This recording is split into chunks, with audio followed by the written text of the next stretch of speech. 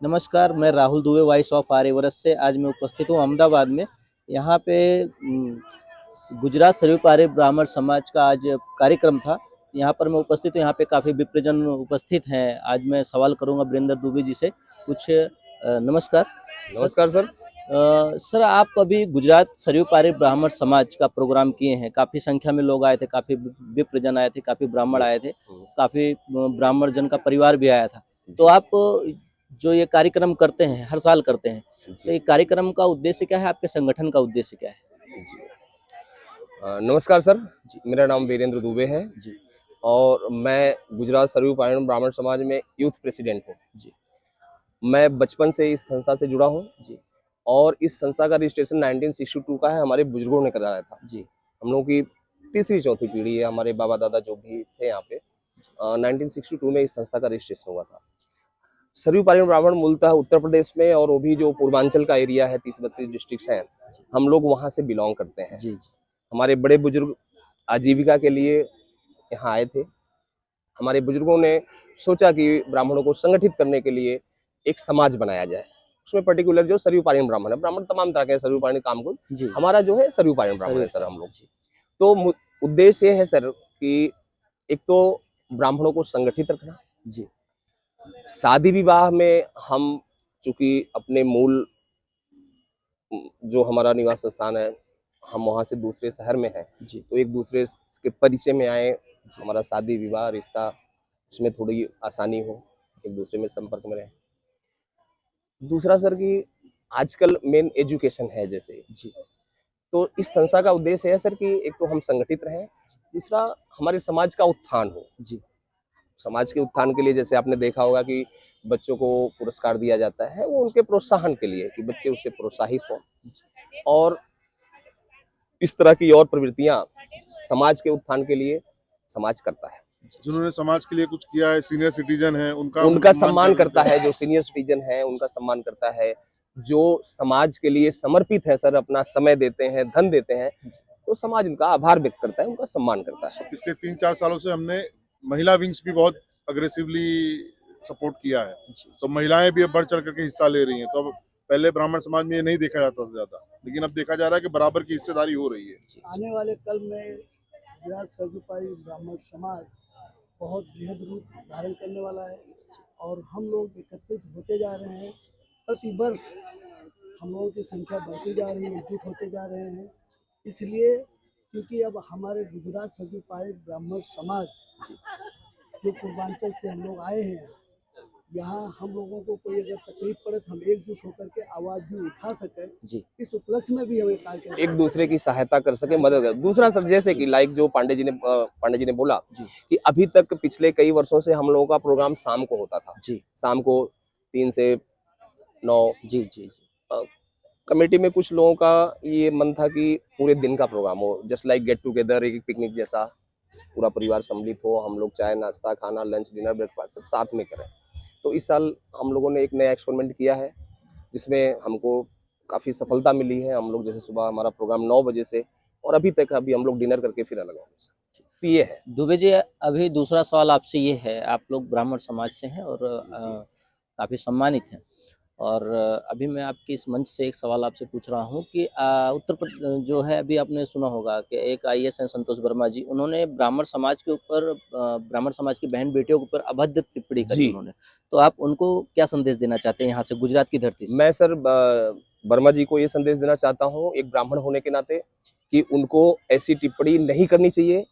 ये अनुचित है किसी भी समुदाय विशेष के लिए, जी और किसी भी कोई सामान्य व्यक्ति करे कि जो मूर्ख है, जिसको समझ नहीं है, ज्ञान नहीं है, उसको एक बार हम क्षमा कर सकते हैं कि भूलवश या अज्ञानतावश कर दिया होगा। एक सीनियर आईएएस ऑफिसर से हम ऐसी उम्मीद नहीं रखते हैं। तो एक ब्राह्मण के नाते मेरा विरोध है, उनको ऐसी टिप्पणी नहीं करनी चाहिए। और अभी ब्राह्मण समाज की ये नौबत नहीं आए है कि हमको अदर कम्युनिटीज में शादी विवाह करना पड़े।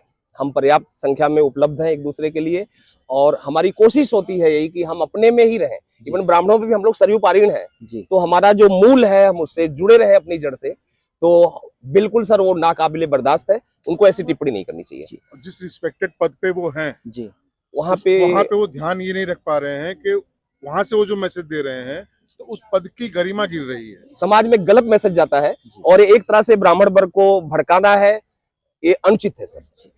दूसरा सवाल आपसे है उत्तर प्रदेश की बात मैं करता हूँ। अभी कुछ ब्राह्मणों ने MP MLA ने बैठक करी जी 40 से ऊपर 42 से जी 42 की संख्या में थे, तो उन्होंने कुछ आयोजन किया, बैठक की, और तो बैठक करने के बाद सरकार जो है, जो प्रदेश के अध्यक्ष हैं, उन्होंने सख्त रुख अपनाते हुए उन्होंने कहा कि दोबारा ऐसी बैठक ना हो, जो कि इसके पहले ठाकुरों ने भी बैठक करी थी, वर्मा समाज ने भी बैठक करी थी, कभी सरकार ने ऐसा कोई स्टेटमेंट नहीं दिया।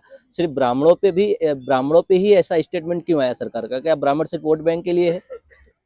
जी पहली बात तो सर कि जो भी ब्राह्मण विधायकों ने बैठक किया, मैं उसका स्वागत करता हूँ, उन्होंने अच्छा किया। रही बात जो बीजेपी के नवनियुक्त प्रदेश अध्यक्ष हैं, उन्होंने जो टिप्पणी की, उनको ऐसी टिप्पणी नहीं करनी चाहिए, उनको ऐसी टिप्पणी से बचना चाहिए। क्योंकि अगर अभी पिछले 2-3 महीने पहले ठाकुर समुदाय ने कुटुंब नाम से किया था, अन्य समुदाय के लोग भी समय समय पर ऐसी बैठक करते रहते हैं। और मैंने देखा है सर कि पार्टियां ही अपने संगठन में इस तरह की प्रवृत्तियां करवाती हैं। जगह जगह अलग अलग समुदाय का उनका जमावड़ा होता है, इकट्ठा करते हैं, तो इसमें कुछ गलत नहीं है। अगर ब्राह्मण समुदाय के विधायक इकट्ठा होते हैं, कुछ अपने उस पर चिंता व्यक्त करते हैं, जो उनकी समस्याएं हैं, तो इसमें कुछ गलत नहीं है। यहाँ जो आदरणीय प्रदेश अध्यक्ष महोदय जो हैं, उनकी टिप्पणी गलत है, उनको ऐसी टिप्पणी से बचना चाहिए। ऐसी टिप्पणी उन्होंने करी कि ऐसा उन्होंने कहा कि ऐसा नहीं करना चाहिए, तो इससे क्या ब्राह्मण समाज बीजेपी से विमुख होगा? देखिए सर, जैसे कि आपको भी पता है कि खासकर यूपी में ब्राह्मण समुदाय वर्षों से भारतीय जनता पार्टी के साथ रहा है, और ये जो भी सवर्ण है, जो हमारा ये समाज है, ये किसी चीज को भी लेकर के इस तरह से कोई टिप्पणी नहीं करना चाहता है कि हम किसी वर्ग को लेकर के कुछ चलना चाहते हैं या किसी पार्टी को लेकर चलना चाहते हैं। हम सिर्फ एक ही चीज जानते हैं, हमारे ब्राह्मण विरोधी अगर इस तरह से दुर्व्यवहार करते हैं, दुर्भाषा का प्रभाव करते हैं, तो उनके साथ हमें अपनी लड़ाई हम स्वयं लड़ेंगे। हमें किसी राजनेता को लेकर के कोई टिप्पणी नहीं करना है। और ब्राह्मण समुदाय इतना मजबूत है, हर क्षेत्र में मजबूत है, हर जिले में मजबूत है, हर देश में मजबूत। उत्तर प्रदेश में सर हमारी संख्या 15 से 17% है। अगर कोई भी पार्टी हमको एज ए वोटर भी देखती है, तो 15 से 17% संख्या जिस तरफ भी शिफ्ट हो जाएगी, तो फर्क पड़ता है सर। प्रदेश अध्यक्ष के इस स्टेटमेंट को देखते हुए शिवपाल यादव जी ने कहा कि ब्राह्मणों का सम्मान यदि वहां नहीं होता है भारतीय जनता पार्टी में, तो यहाँ समाजवादी पार्टी में ब्राह्मणों का स्वागत है। देखिए सर, शिवपाल यादव जी ने भी ब्राह्मणों को कभी भी हित नहीं देखा है, इसलिए मैं इस मंच से स्पष्ट कर देना चाहता हूँ, ब्राह्मण स्वयं में मजबूत है। ब्राह्मण वर्मा जी के सवाल का जवाब दे चुका है और देता रहेगा। और आगे कोई भी मजबूरी में कोई ये समझे, किसी भी मजबूरी में या किसी को प्रलोभन देकर ब्राह्मण को खरीदा जा सकता है, ये 100% नहीं होना है। ब्राह्मण अपने आप में एक क्षमता रखता है और स्वयं करेगा। किसी पार्टी विशेष से लेकर के कोई टिप्पणी हम लोग नहीं करेंगे। दुबे जी, आप लास्ट में जस्ट एक मिनट इसमें थोड़ा ऐड कर दूं मैं, जो पांडे जी ने कहा कि जब इस तरह की टिप्पणी होगी, हम जिस पार्टी से जुड़े हैं, तो उसमें से ऐसी टिप्पणी होगी, तो ये राजनीतिक लोग जो दूसरी, जैसे कि शिवपाल यादव जी ने जो स्टेटमेंट दिया, तो इस तरह के स्टेटमेंट दूसरी पार्टी के लोग भी दे सकते हैं। बहुत स्वाभाविक है कि जब हमको घर में उनको ऐसा लगेगा कि इनको सम्मान नहीं मिल रहा है, तो हमको वो प्रलोभन देने की कोशिश करेंगे, गुमराह करने की कोशिश करेंगे। इसलिए भी हमको अपने कुनबे को संभाल के रखना चाहिए। जी, आप लास्ट में एक चीज मैं और कहना चाहता हूँ, ब्राह्मण जो कम्युनिटी है वो अपने नॉलेज, ज्ञान और विजडम के लिए जानी जाती है। बिल्कुल बिल्कुल। तो मेरा ऐसा मानना है, लीडर चुनना है वो अपने एरिया के हिसाब से, अपने कम्युनिटी के हिसाब से और अपनी जरूरतों के हिसाब से अपना नेता खुद चुनेंगे।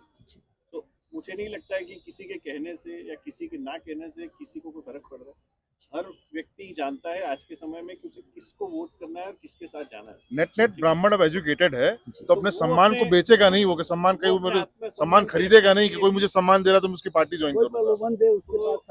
उससे उसको, मुझे नहीं लगता कि आज का कोई वोटर इतना जागरूक नहीं है। ब्राह्मण सर समाज और राष्ट्र के लिए समर्पित है। ब्राह्मण अपनी जिम्मेदारी अच्छी तरह समझता है जी। तो किसी भी तरह का कोई भी प्रलोभन जी। ब्राह्मणों पे असर नहीं करेगा। दुबे जी, लास्ट संदेश आप क्या देना चाहेंगे? लास्ट क्या संदेश देना चाहेंगे कि ब्राह्मण समाज को हर समाज अपना अपना करता है, चाहे वो क्षत्रिय समाज हो, चाहे वो वैश्य समाज हो, चाहे वो शूद्र समाज हो, चाहे वो ब्राह्मण समाज, सब अपना अपना करते हैं। तो आप अपने समाज को क्या संदेश देना चाहते हैं? हमारा समाज सर सदियों से ब्राह्मण बुद्धिजीवी रहा है, उनको ये समझ है, वो अपना निर्णय स्वयं ले सकते हैं और मुझे ब्राह्मणों पे कोई टिप्पणी नहीं करनी है। टिप्पणी उन लोगों ने की है ब्राह्मणों पे, जी। मैं उसका विरोध करता हूँ, उनको ऐसी टिप्पणी नहीं करनी चाहिए। नहीं, मैं टिप्पणी की बात नहीं कर रहा हूँ, मैं सर आपसे ये बात कर रहा हूँ कि आप जाइए उत्तर प्रदेश में जाइए, कहीं भी जाइए तो ब्राह्मण आपको सपा में भी मिलेंगे, बसपा में भी मिलेंगे, बीजेपी में भी मिलेंगे, हर जगह अदर मिलेंगे। पार्टी में मिलेंगे। जी। तो ऐसा मतलब ऐसे आप टुकड़ों में बटे रहोगे तो उसका फायदा तो दूसरी पार्टी उठाएंगी ना। लेकिन ये तो हर देखिए सर, community के साथ व्यक्तिगत देखिए, ना- हर ये पार्टी सर, में हर community ये के ऐसी लोग- चीज नहीं है नहीं ना, नहीं, ऐसा मतलब आपको तो एकजुट करना है ना समाज एज ए को। ब्राह्मण हम संगठित रहे जी। और हमारा कोई इस तरह से राजनीतिक शोषण ना दुरुपयोग ना कर सके, जी। हमारे सम्मान में कोई समझौता ना हो, जी। जहां हमको सम्मान हो, जहां हमारी समझ हो, वहां हम रहें, जुड़े रहें। बहुत बहुत धन्यवाद। धन्यवाद आपको भी, बहुत बहुत धन्यवाद। Thank you sir. Thank you.